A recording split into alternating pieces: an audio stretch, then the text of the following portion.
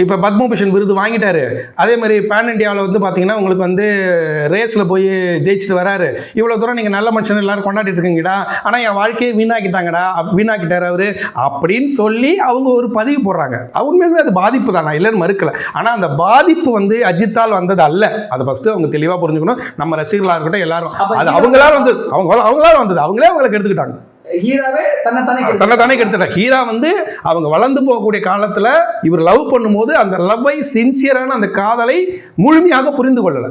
அதனால ஒரு பிரிவு வந்துச்சு. அந்த பிரிவு அதுக்கப்புறம் இவர் வளரும் போது மதிக்கல. அதான் உண்மை. நடிகை ஹீராவுடைய தமிழ் சினிமா மார்க்கெட் சரிஞ்சதுக்கும் அவங்களுடைய வாழ்க்கை திசை மாதிரி போனதுக்கும் அஜித் காரணம். அஜித்துக்கு காரணம் இல்ல, அஜித்துக்கு சம்பந்தம் இல்லை. ஹீராவுடைய புலம்பல், ஹீராவுடைய அந்த இப்போ வந்து நீங்கள் இவ்வளோ தூரம் பெரிய அளவில் மதிக்கிறீங்க, அந்த அளவுக்குலாம் இல்லை, என் வாழ்க்கையை கெடுத்துட்டாரு, இது எல்லாமே நிஜம், நான் இல்லைன்னா மறுக்கலை. ஆனால் அவராக கெடுக்கலை. நீங்கள் அந்த காதலை இவ்வளோ சின்சியர் லவ்வுங்க, நேரடியாக எனக்கு தெரியும். அவ்வளோ சின்சியர் லவ் அது நேரடியாக தெரியும். ஏன்னா அப்போ அவருடைய பிஆர்ஓ இருந்தவர் சங்கரலிங்கன் ஒருத்தர், அவரோட நெருக்கமான பழக்கம் உண்டு. அதே மாதிரி வந்து பார்த்தீங்கன்னா அந்த அவர் பழைய வண்ணாரப்பேட்டையில் குடியிருந்தார். அவர் வீட்டுக்கே போவேன், நான் அந்த ரசிகர் மன்றத்தில் அப்போ இருந்தேன். அதனால் எனக்கு நல்லாவே தெரியும். அதனால் வந்து அது அவ்வளோ சின்சியர் லவ். அந்த சின்சியர் லவ்வை இவங்க உதாசீனப்படுத்தினாங்க.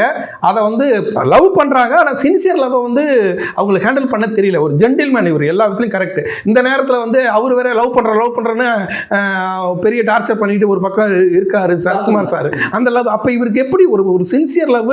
ஒரு பக்கம் ஏற்கனவே கல்யாணம் ஆன ஒரு மனிதர், ரெண்டாவது கல்யாணத்துக்காக இவங்க லவ் பண்ணுறாங்க, அவர் கூட இவங்க படம் நடிக்க போகிறாங்க. அப்போ இவர் எப்படி எடுத்துப்பார்?